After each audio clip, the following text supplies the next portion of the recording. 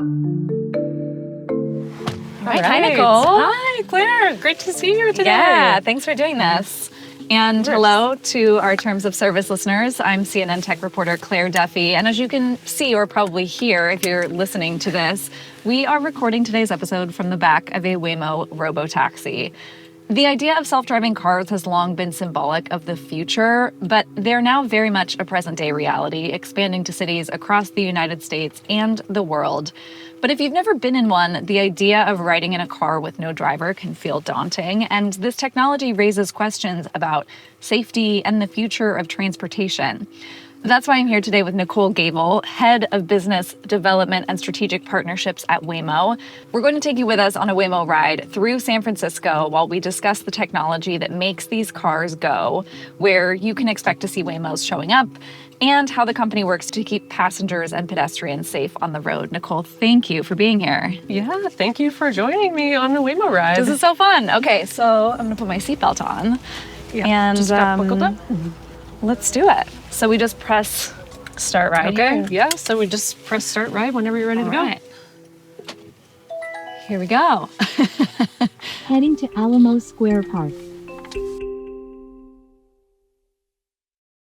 Okay, so let's just talk for a second about where we're leaving from. We were just at the Waymo depot. Yeah. This is where all the Waymos of San Francisco come to hang out when they're not driving around. Tell us about where we just were. Yeah, so at the depot we have charging. So we have a 100% electric vehicle fleet in these Jaguar I-Paces. So electric vehicle charging is a big part of what they need. We also have service and maintenance to do, regularly scheduled servicing with tire changes, things like that. So there's technicians and folks who are able to take care of the fleet, to keep it ready to go, clean, and in service for riders. I've been in a Waymo once before, but it's still it's just so crazy to see the steering wheel move. You have been the head of business development and strategic partnerships at Waymo for almost just about 6 years. Yeah. At the time when you joined, Waymo rides were available in only one city.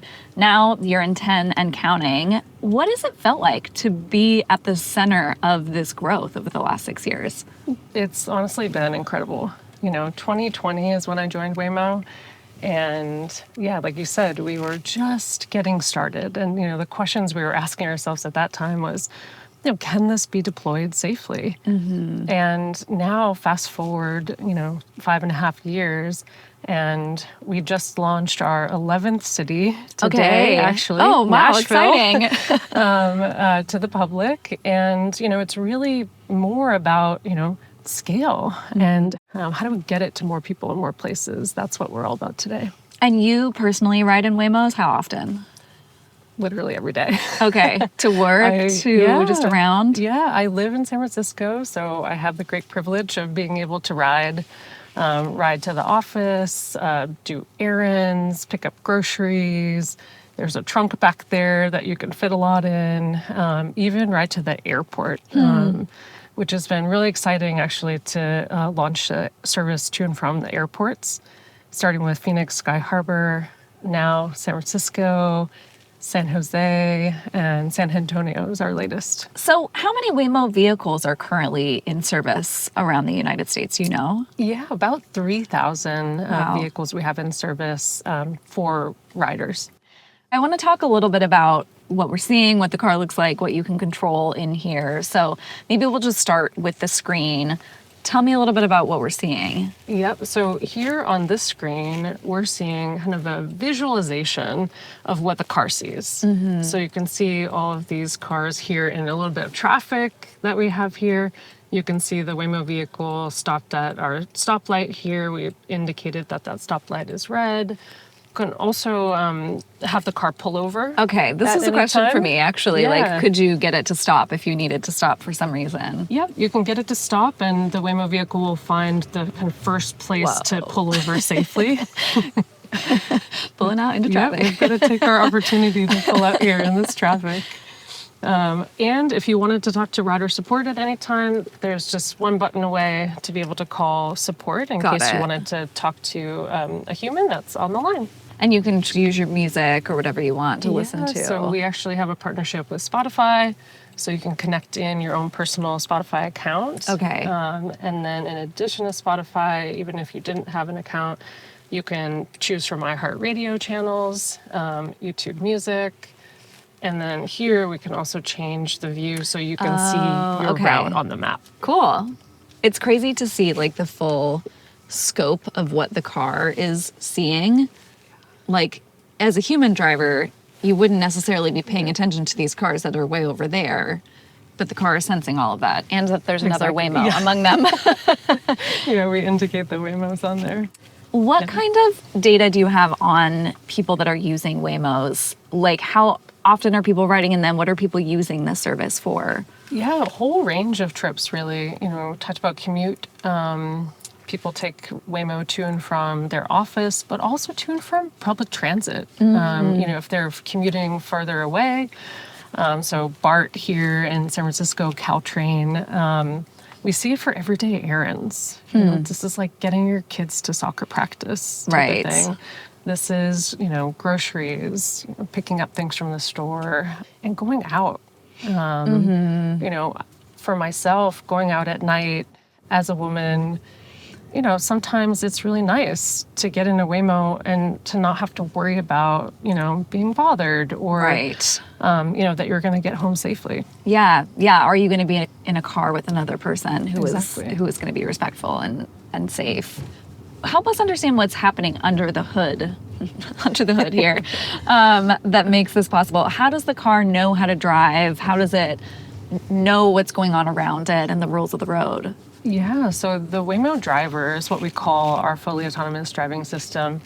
And it's a combination of a bunch of different sensors in the car. And these are cameras, these are LiDAR sensors and radar sensors. And all of that is what the car is able to perceive in real time. And the Waymo Driver takes all that information, and we have a software that the computer's right here on board the vehicle. And we're able to take in those inputs, understand all these things that are happening, throughout the road, and make predictions about what they're all going to be doing, so that we can decide, what the vehicle should do next most safely. And all of that decision making happens right on board the vehicle. Right. In real time. In real time. Wow. And the LiDAR sensors, that's the sort of blinky things all around the car and on the roof. Yeah, the spinner, so it's the big one up top, and that actually sees 360 degrees, so all directions, and basically the length of 3 football fields. Wow. So much further than, your average human driver is going to be able to see. We also have smaller LiDAR sensors on the sides of the vehicles to be able to see near fields, as well as radar to help detect motion, especially in areas where, it might be blocked by a camera or a LiDAR sensor. This is something I've been curious about. The steering wheel moves as it's driving. Does it have to do that, or does it just do that to make you feel like it's less weird as a rider? It's not, what's interesting about the steering wheel, it's not connected in the way that you would think. You can't actually pull it. If I moved it, it wouldn't change the direction of the car. No. Okay. No. So it's not connected in the same way, but from federal regulations require that steering wheels and brakes are still available on the vehicle. That's so interesting because you can't actually manipulate the car with the steering wheel, but it has to be there. Well, what's interesting is it's actually useful for first responders in the cases where, someone may need to move the vehicle. Okay. So we actually do a lot of training for first responders, so, police, fire, emergency responders who, if there's a problem, can actually access the vehicle and they can get in, they can turn off the autonomous mode and drive the car away manually. Interesting. Okay, so it still is a fully functioning That's right. non-autonomous car too. That's right. Equally, if you are a regular rider and you touch the brakes, do those also not work? They do not work. Okay. Yeah. And so this is the beauty of fully autonomous driving, is that clearly no one is in the driver's seat and no one needs to be. Yeah. Can you sit there if you're, as a rider, you just want to?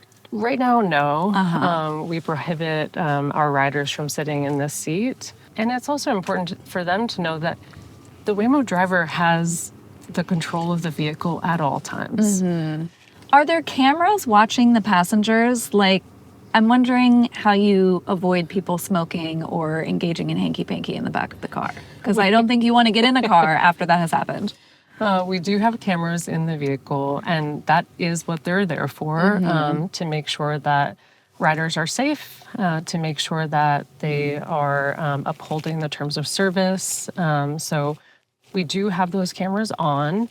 We do also have microphones in the vehicles, but they're Okay. not on. Okay. So we're having a private conversation, which, eventually will be public in a different way. But yeah, the microphones are always off until rider support, in the case that Got they it. need to come on the vehicle, they can see the rider and they can communicate with the rider. Okay. And where does the footage go from the cameras? We have a system that's able to communicate with our rider support professionals, so they can see that if it needs to stop or pull over, if there's a flat tire or things like that. We use that video footage to be able to, in those kind of emergency situations, kind of rescue the vehicle. Okay. Or help the rider. Okay. Is generally how that's used. Hey, it's me, popping in to say I asked a Waymo spokesperson to clarify how they use video footage recorded in their cars and whether it's retained. They say they use cameras inside the car for safety reasons, like Nicole said, and to ensure trips go smoothly. But they don't use facial recognition technology or try to identify specific individuals. Waymo's privacy policy states that their support team might review video footage after a ride if an issue comes up. And what about cleanliness in between rides? Like, are you monitoring if somebody left a car really dirty that someone else isn't going to get in that car? Yeah, exactly. So actually, when the rider leaves the car after their trip is over, we actually can do a scan of the interior of the car with the cameras to see if there's anything left behind. That it could include trash, but it also could include like your purse or your phone. Oh. So we're actually able to identify that quickly and get the items back to the riders. Interesting. That's cool. So that then someone isn't getting in the car with your phone in the back seat. Exactly. Huh. So the car will then, in those cases, if it's dirty or if something's left behind, the car can just route back to the depot and that can be taken care of. I think obviously one of the major concerns that people have about driverless cars, just thinking about the concept of it, is safety. And there have been some highly publicized incidents over the past few months where Waymo's blocked ambulance routes or went around school buses, shut down in the middle of a power outage. In San Francisco, there was this incident where a bodega cat named Kit Kat was killed by a Waymo. And in some cases, those are things that maybe a human driver would have done differently, but maybe not all of them. The cat, people run over cats. How confident should riders feel that Waymos are safe? Very confident. I think like I talked to you a little bit about the data, and that safety record can speak for itself. So in any of these cases where, it's an opportunity to learn and listen and improve the Waymo driver and our experience, we absolutely do that. And I think we do that with a lot of transparency, and we do that a lot with a data-driven approach. And so now we've driven over 200 million miles fully autonomously. We just updated our studies around safety for 170 million miles, where we compare the performance of the Waymo driver in the cities where we operate to human drivers. And we've found that we're not just a little bit better and more safe, we're a lot. So we found that there's actually a 13-fold increase in accidents when you have a human driver. Wow. Versus when Waymo is present. And these are accidents that are injury causing. These are accidents with pedestrians, some of the most vulnerable, in the roadway. And so Waymo, we've always been about safety, and everything we do is really safety first. And any opportunities we have to learn and improve, we take them. Why is that the car is so much safer than a human driver? Is it just the sort of like consistency that, a car isn't going to get distracted on their phone or be tired or whatever it is? Yeah, a lot of it's that, no distracted driving, no drunk driving. Waymo follows the rules of the road. We're also a patient driver. Taking the speed limit into account. Right. Fully stopping at four-way intersections. I want to ask you a little bit about how the cars, now the company, learns from some of these incidents where things don't go as you might expect. And this incident where cars were going around school buses with their stop signs up in Austin. From what I understand, Waymo updated its car software and then that kept happening. How do you learn from those incidents and correct around that? Yeah, we take a deep look at how the software is performing, both in real world data, so we take that back, but then also we've built a model where we can do simulation. And we've actually driven billions of miles in simulated environment, and we have a very realistic, real-life simulation that allows us to kind of change, any different permutation and see how the Waymo driver is performing and should perform. And I'd say another huge piece of it is listening to community members. This includes first responders, so police, fire. This includes, members of the community, stakeholder groups, and trying to understand, what was their expectation? What do they need? How do we actually meet them and not just meet their expectations, but improve on what they expect from us. Me again. It's worth noting that there is still work to be done on the safety front. After I spoke to Nicole in early April, Waymo recalled nearly 4,000 vehicles after a software defect caused some robotaxis to drive into flooded roadways. That's according to the National Highway Traffic Safety Administration. Then, it paused service in 5 southern cities to prevent cars from driving into floodwaters, with at least one Waymo robotaxi getting caught in deep water in Atlanta. It also halted rides on freeways in cities where they'd been available to fix how the cars responded to construction zones. Waymo says that while their technology can navigate heavy rain, they may sometimes pause service out of an abundance of caution during storms. Regarding the freeway pause, they said they saw room to improve how Waymo responded to construction zones and expected to resume that service soon. A spokesperson told me, quote, "We are committed to being good neighbors for our riders and our communities.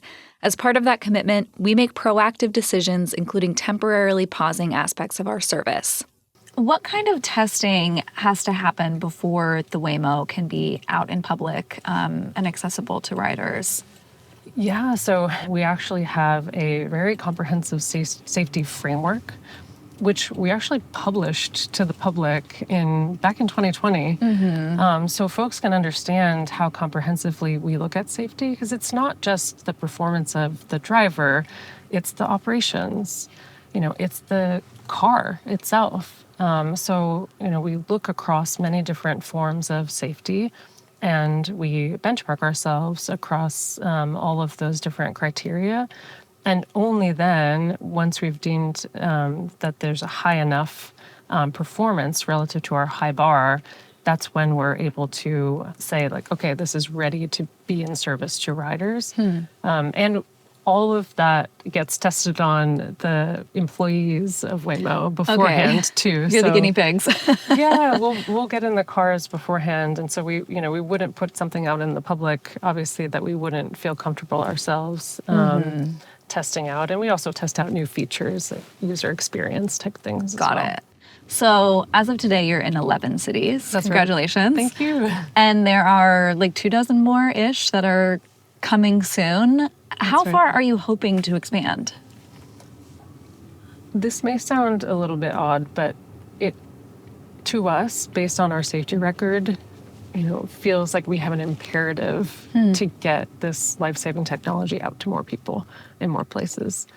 And so we, have plans to launch several additional cities here in the U.S.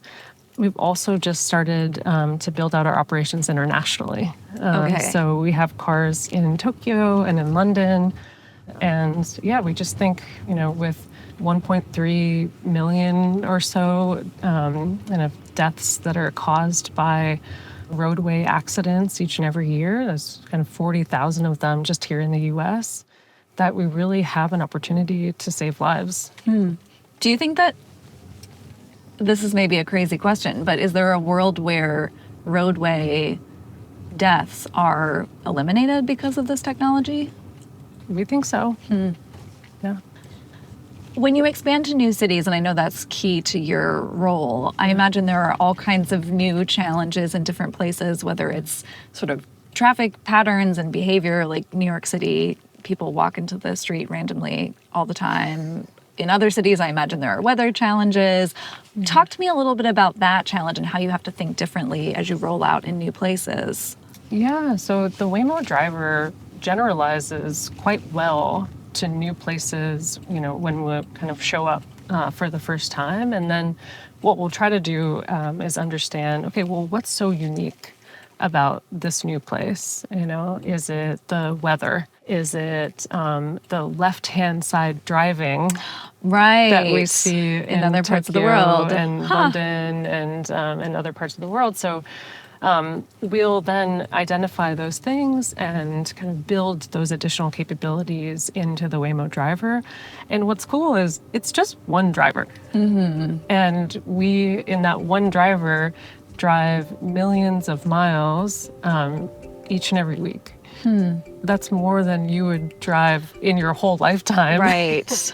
And so the Waymo driver gets the benefit Almost of there. Don't learning forget your phone, keys, or wallet. from all that driving. I love it. We are So we're halfway almost here. through our route here. Arrived at the park. This is beautiful. Yeah. This is Alamo Square Park where the painted ladies are. If you look over there. Nice. Yeah.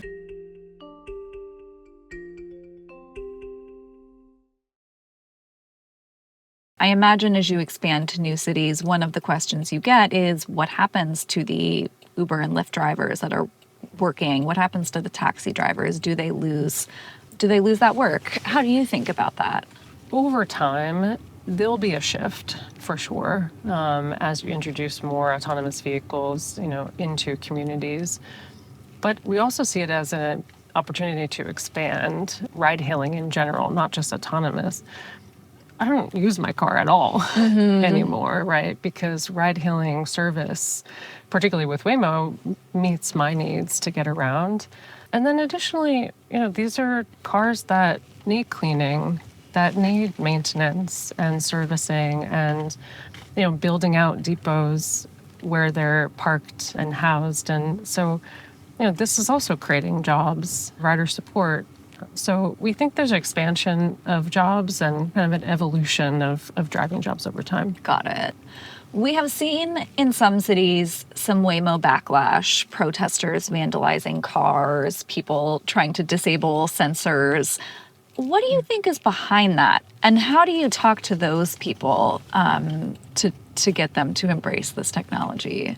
I mean, thankfully, it's not the norm. Right. I think in general, we've seen communities really welcome Waymo and make it part of their day-to-day lives. You can see it's very normal in a way in San Francisco here. And a lot comes down to education.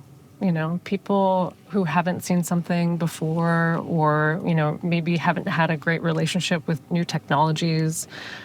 Sometimes it just benefits to be able to, be out there in the community helping them understand what we're all about and, how we can be a real additive part of the community. And so part of it is that. And when we are looking to have service in a city, work with community groups, cyclists, Oh, for interesting. example, or, members of the community who may have disabilities that would otherwise have a challenge in getting around. People who are blind and low vision, for example, we did a lot of work with them. They're able to feel really independent, maybe for the first time in their lives getting around because they don't have to rely on like a friend or someone else to drive them. And so I think when people actually feel the real benefits of Waymo, that's when maybe some of that anxiety or misunderstanding, I think, can kind of fall away. This is again, a sort of a bigger picture thing I've been thinking about, but on one hand, we were talking about like it's nice in a lot of ways to get into a car and not have to make conversation with somebody and not have to worry about is that person going to be safe. But I also wonder if this gets us into like one more area of life where we're distancing ourselves from other people. How do you think about that tension? Like where we're not sharing space and having to interact with other people? Yeah, I think for us, it's creating choice for riders. It's, there may be some times where it's better to take the bus and you want to take the bus and you want that feeling of kind of like you're in a social construct. And that's great. Like we want to be able to enable that. And sometimes you just want to sit in the car by yourself, or even sometimes you just are exhausted getting home from the airport and all you want to do is call your kid. Right. And let them know that you're on the way home. And so it's that kind of connectivity that I think Waymo can really enable. It's very kind of intentional in a way. And, it's a choice that you have among a bunch of different choices to get around. I mean, you could take your bike too, with your friends on the weekend and have that social experience. Yeah. When you think about the future of self-driving cars, is it the sort of thing where people might start to own their own Waymos, or do you think people will stop owning cars altogether because they have this resource? Yeah, I think with fully autonomous driving, having this Waymo experience may make folks choose not to buy their next vehicle. Certainly for myself, It's like I my wouldn't buy favorite part another car. of living in a city in general is not having to own a car, because I feel like it was always the most expensive thing that I didn't know how to take care of. Exactly. So I think that's certainly part of it. And then for Waymo, what we're building is the Waymo driver. And that fully autonomous system can have multiple applications. So our first application is with ride hailing. It is a great way to get people used to fully autonomous driving in the kind of a low, entry way. Right. And then over time, we'll apply that technology to additional applications. So even today, we have a partnership with DoorDash in Phoenix to do deliveries for food and groceries. And then over time, personally owned vehicles, that could be a part of it as well, or kind of more long-haul delivery applications. Oh, interesting. Yeah. This sort of just came to me too when we think about the future of where this is all going. Do people stop learning how to drive? It strikes me especially because we're in San Francisco and I grew up in California, and this was like one of the places that my mom took me when I was learning how to drive, because it's kind of a challenging city with all the hills and weird shaped streets. Do people stop learning how to drive because they don't need to anymore? I mean, I have many colleagues with kids, younger kids, that they anticipate their kids not really needing to get their driver's license. It's wild. Yeah. A human driver, if something does go wrong, and like I hear you that the rate of things going wrong is low, but human drivers will get a ticket. There are consequences if you mess up. Does the same thing apply in your case? Yeah, same thing applies. And it varies by state also, that we may have additional regulations and reporting that we do to regulators. Almost there. And Don't forget your obviously, phone. we Keys, comply with all of wallet. that. Want to be good citizens. The police could Yeah. pull us over and give the Waymo a ticket. Yeah. Okay, fascinating. If someone is hesitant about the idea of riding in a Waymo, what is your pitch? What is your advice? I say just try it. And then you can also look to our safety and scale record. We talked about over 170 million miles. We can show through that data that we are making roads safer in the communities that we operate in, and perform significantly better than human drivers. In addition to that, it's not an experiment. It's not a pilot. This is something that, we do day in and day out. Over 500,000 trips to paying public riders happen every week. And, that's something that shows that people rely on us. And so I'd encourage anyone, if you have Waymo in your community, to check it out. Yeah. And, it's not science fiction, it's real life. We're getting to see what a drop off would be like. It's Yep. finding a safe place Yeah. to stop. We'll get nice and close to the curb here, out of the lane. You are All here. right. Please make sure it's clear before exiting. And then we have don't to have a forget little any signage items that in the says, trunk. "Don't forget your items in the trunk." We left our purses in the trunk. Nice. All we right. go. Oh, I love that while you're getting out of the car, it will also tell you if a vehicle's approaching and not to get out on your side. Exactly, and it'll say cyclist approaching too if it's like a pedestrian Make sure cyclist. it's Yeah. Wow. All right. Well, Nicole, thank you.